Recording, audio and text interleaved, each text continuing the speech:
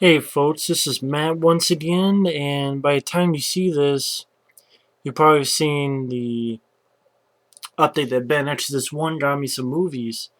But before I start reviewing them, I want to do stuff like review, maybe talk about the movie, but also talk about the DVD in case people don't know much about the DVD itself. And this is the best way to own this movie, and that is Videodrome. I mentioned this on my DVD update, but that way I can go more in depth.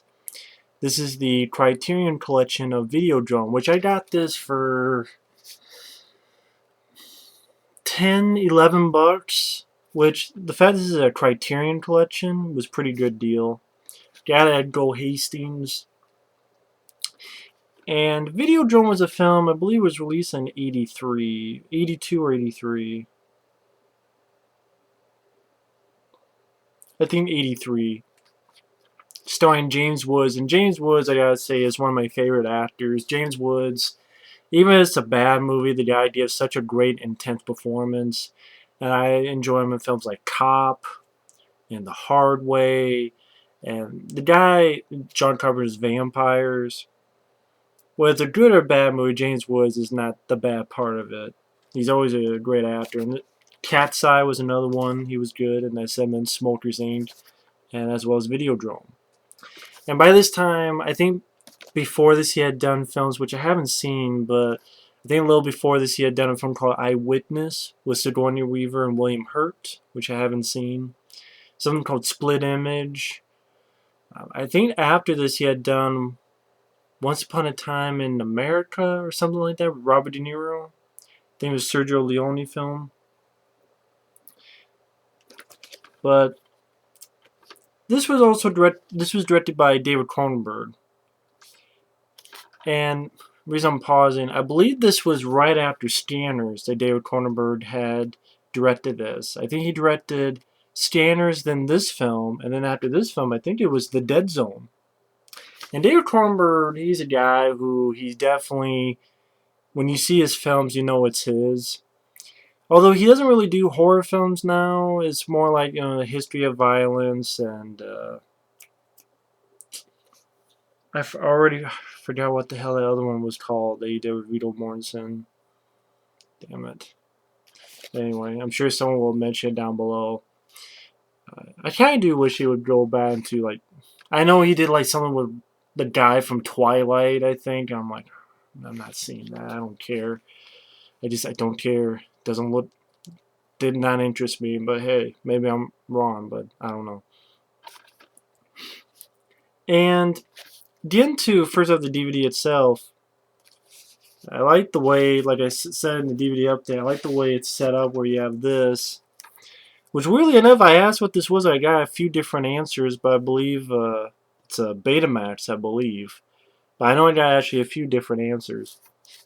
Some say Betamax, some say, well, it's just a videotape, but it's just, you put in a camera and something. Either way, I like the look of it.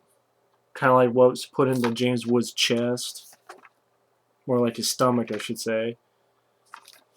And like I said before, it opens up and you get a disc 1. And you do get a disc 2. And if you're lucky, you get a booklet. And this is about a 40-page booklet. Yeah, 40-page booklet. I mean,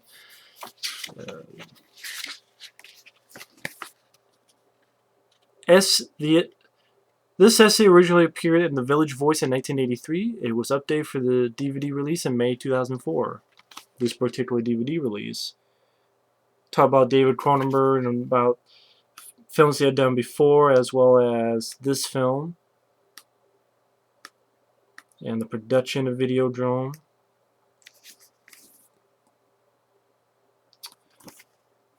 I know they also talked about the making of the film. They mentioned the ending. They had certain things about the ending. For instance, if I can find it. Talk about the special effects work.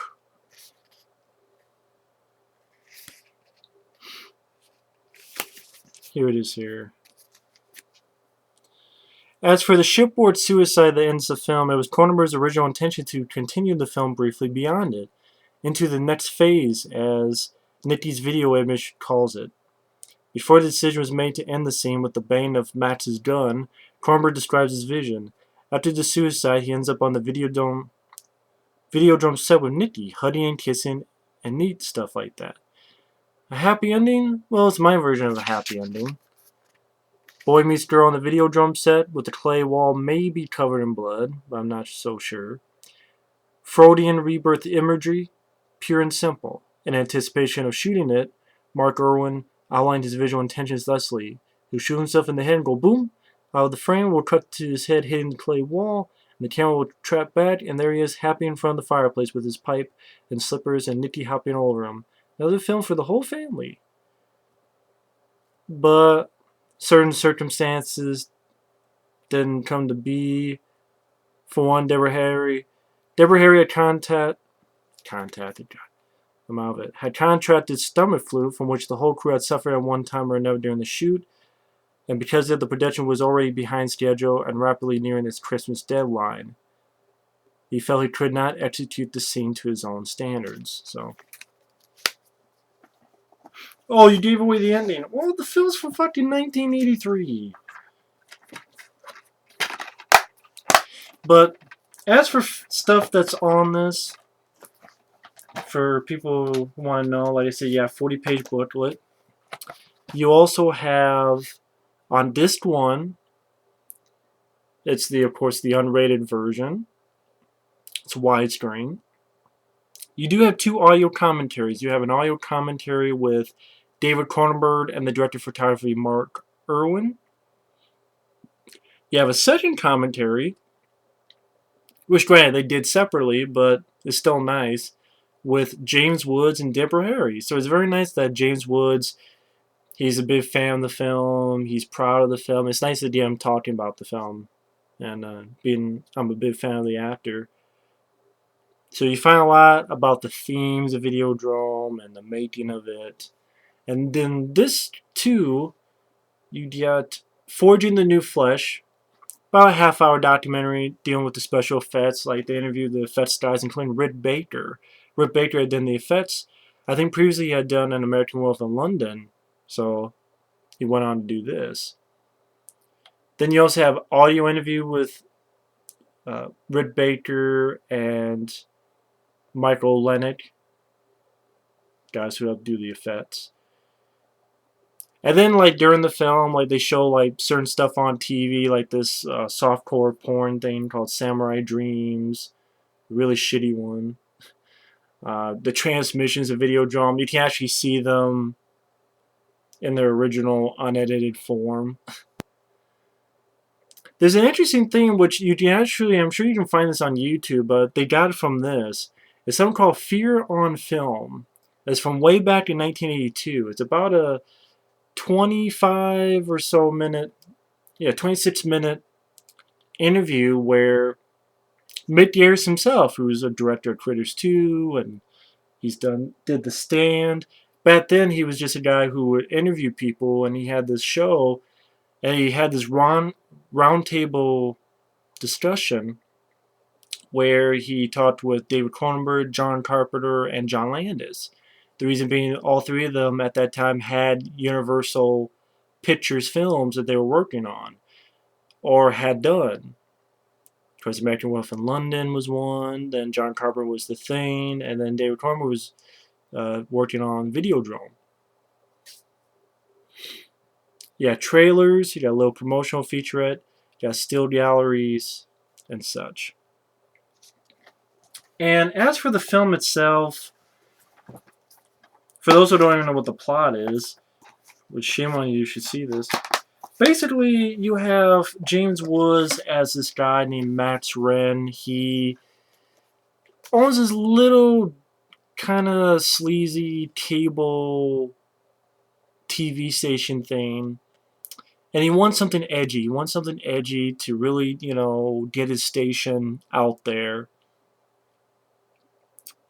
And one thing leads to another, and find this sort of pirate signal coming through.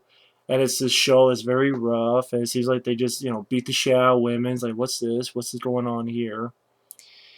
And James Woods' character sort of falls in love with Deborah Harry's character. And as he continues to see these programs, things start happening. He starts having these hallucinations. And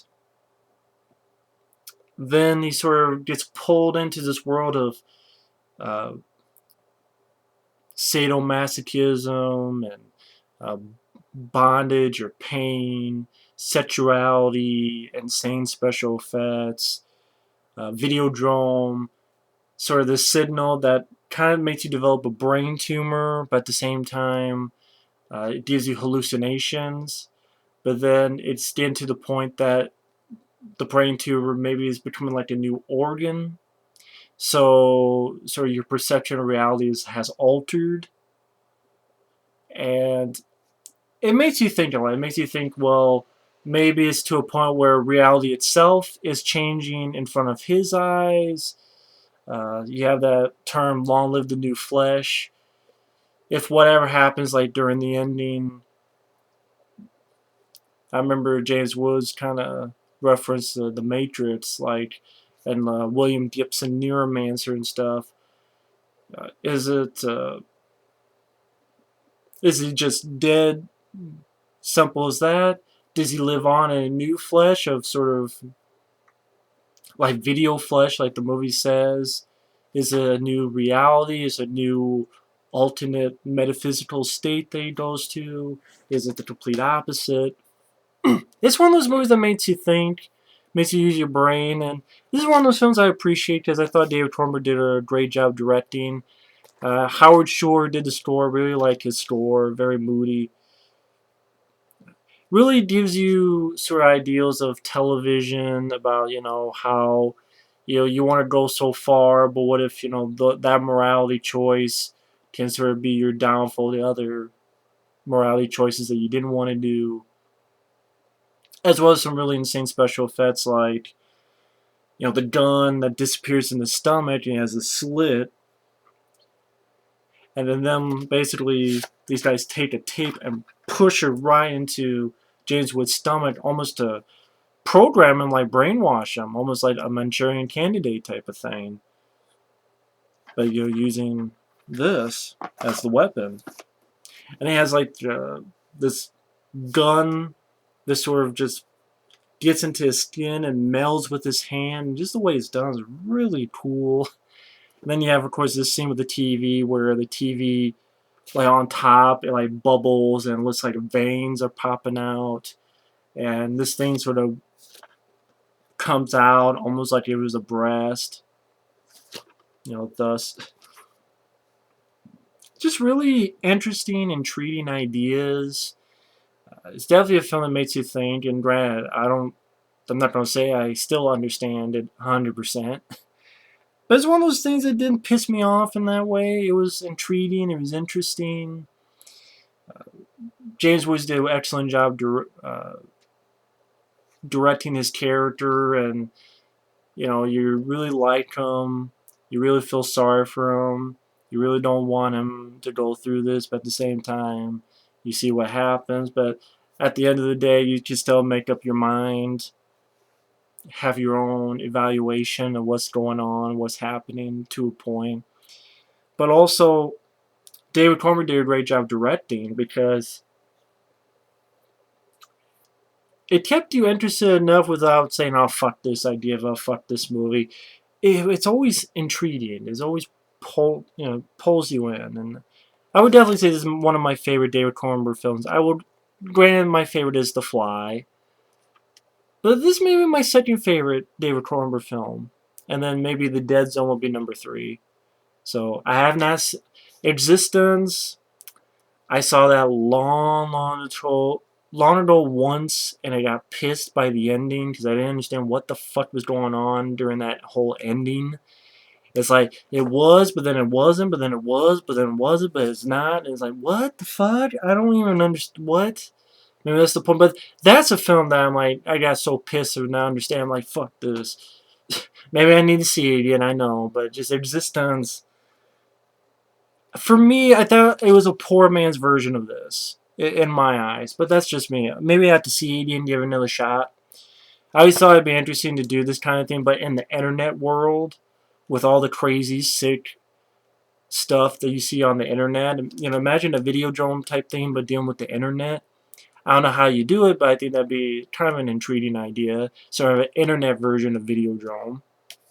But either way, still a solid film. And if you're a fan of the movie, definitely get the Criterion, at least for the commentaries and some good features.